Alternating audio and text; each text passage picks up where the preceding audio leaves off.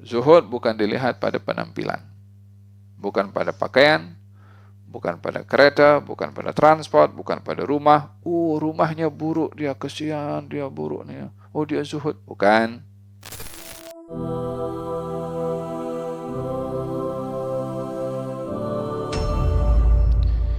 Hiduplah kamu zuhud, yakni redha dengan pemberian Allah walaupun sedikit, maka Allah akan suka kepada kamu.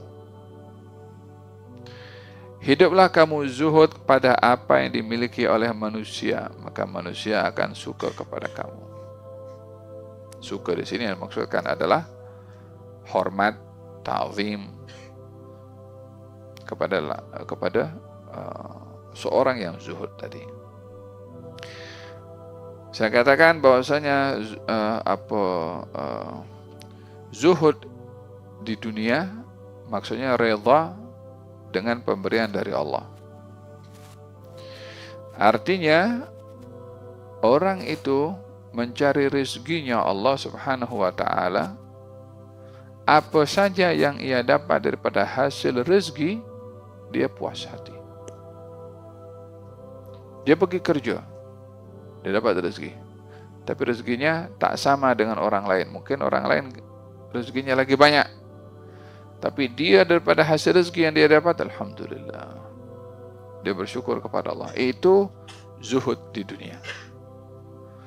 Bukan zuhud di dunia orang tak kerja. Bukan zuhud di dunia dia tolak dunia dan tak mahu memanfaatkan dunia untuk akhirat. Bukan itu zuhud.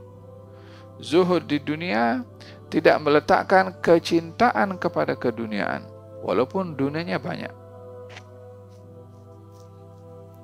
Adakah orang zuhud itu orang yang susah? Bukan. Adakah orang yang zuhud itu orang yang tak bekerja, tak mau dengan alasan tak mau dunia? Bukan. Orang yang zuhud adalah orang yang redha dengan pemberian Allah. Orang yang zuhud adalah orang yang tak terpedaya dengan keduniaannya. Orang yang zuhud adalah orang yang tidak rakus kepada keduniaan walaupun banyak punya dunia. Sehingga kalau dia punya dunia yang banyak, hilang sekelip mata tak goyang imannya. Fahimtum? Walihada definisi zuhud di dunia sebagaimana saya jelaskan tadi, katanya man sarrahu an yakuna aghna an-nas falyakun bima fi yadillahi awthaq minhu bima fi yadihi.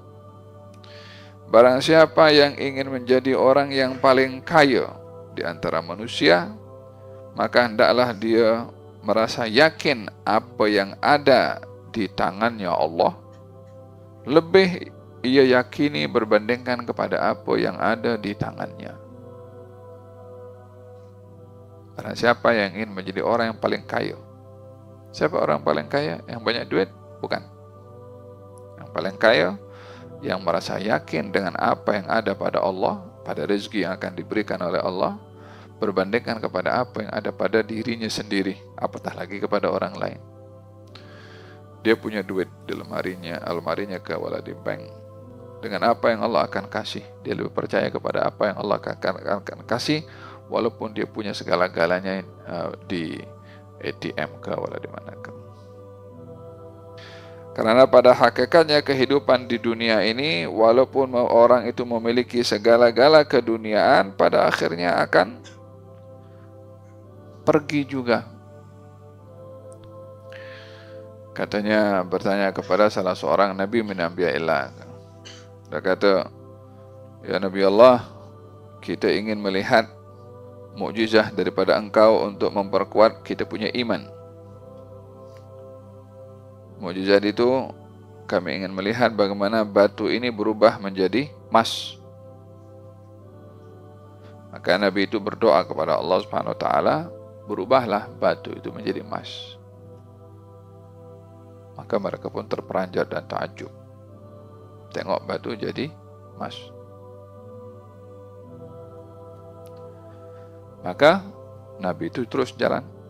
Mereka bertiga sekarang. Macam mana sekarang batu ini? Jadi emas dah. Jom kita bagi 3. Masing-masing dapat 1/3.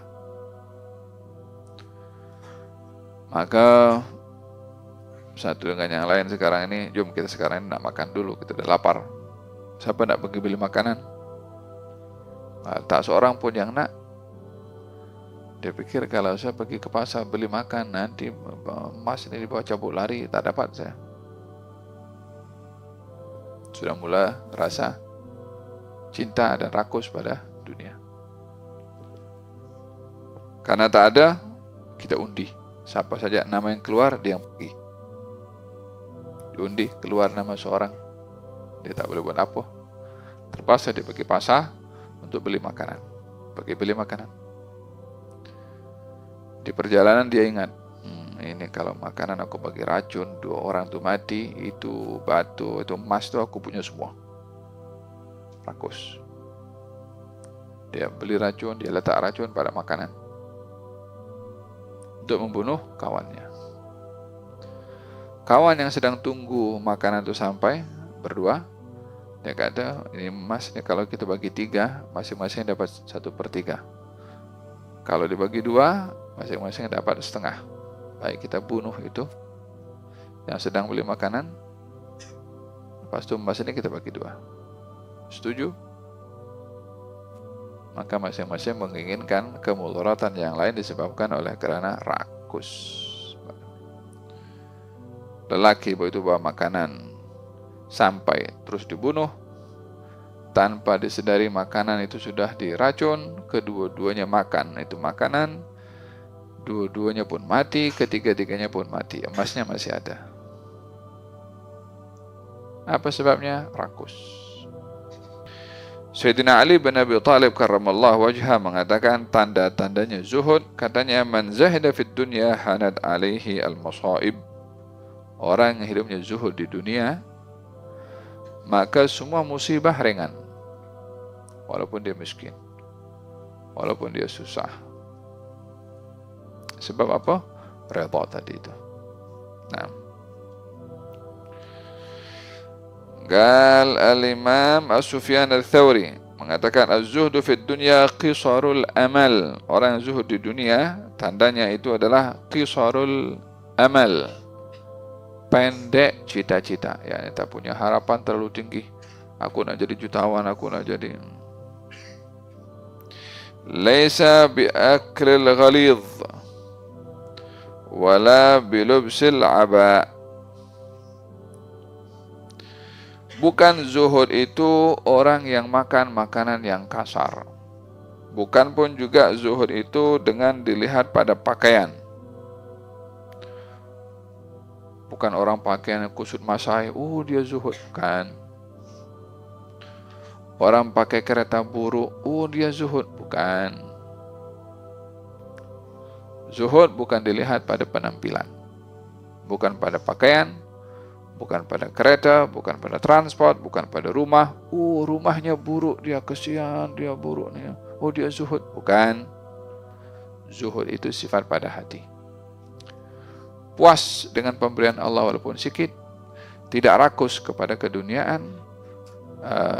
Zuhud itu tidak menjadikan keduniaan dikedepankan berbandingkan kepada akhirat, meninggalkan daripada keduniaan yang melalaikan dia daripada Allah. Itu zuhud. Orang kaya boleh jadi zuhud ke? Kalau sifat itu ada pada orang kaya, dia zuhud. Dia jutawan lah, tak kisah mau jutawan, mau apa sajalah. Jadi ukuran keduniaan bukan diukur pada luaran, pada sifat di dalam. Allahumma zahidna fid dunya wa wassi' alaina minha wa la tazwiha anna faturghibana fiha. Amin, amin, amin. Nah, yang kedua adalah izhad fima indan nas, hiduplah zuhud kepada apa yang dimiliki oleh orang. yakni jangan sampai menginginkan apa yang orang lain punya. Jangan pandang handphone orang berapa dia punya harga, jangan pandang cincin orang, jangan pandang jam tangan orang, jangan pandang pen orang, jangan apa saja orang punya. Daripada hal keduniaan, jangan pula merasa cemburu dengan apa dimiliki oleh orang, ataupun menginginkan orang itu bagi kepada dia apa yang dimiliki oleh orang lain.